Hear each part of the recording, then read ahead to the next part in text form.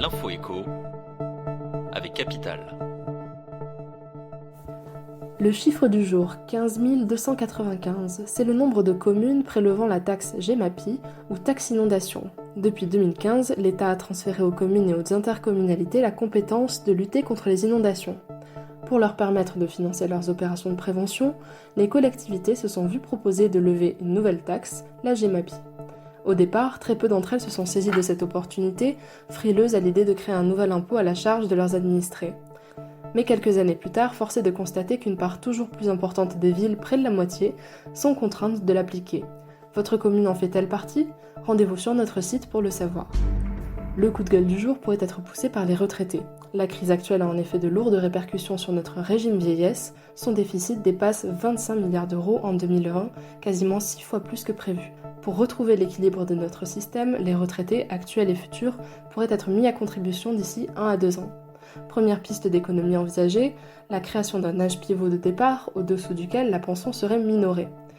Il est aussi question de repousser petit à petit l'âge légal de départ de 62 à 64 ans. Quant aux pensions, le calcul de leur revalorisation pourrait être modifié, entraînant un gel de celles-ci pendant certaines années. Retrouvez les autres pistes envisagées sur notre site. L'info pratique Capital. Vous souhaitez décrocher un prêt à taux zéro dans le cadre d'un prêt immobilier ? Vous feriez bien de vous presser ou d'attendre janvier. Comme chaque année, compte tenu de la lourdeur des démarches, les banques instaurent une date butoir pour le dépôt des dossiers. Pour cette année, l'échéance est fixée au 1er novembre dans la plupart des établissements. Déposer un dossier en novembre et en décembre représente dès lors une perte de temps, car le prêt à taux zéro est soumis à condition de ressources en prenant en compte les revenus N-2.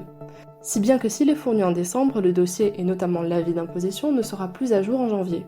Il sera alors nécessaire de rassembler à nouveau les pièces justificatives exigées par la banque et de rallonger la procédure d'au moins un mois. On termine par le lancement de Tous Anti-Covid, l'application qui vient succéder à Stop Covid.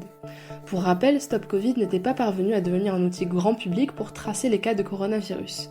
Le gouvernement a donc renommé et enrichi l'application pour qu'elle trouve enfin son public. Tous Anti-Covid est par exemple doté d'une carte des laboratoires à proximité qui indique le temps d'attente estimé pour réaliser un test.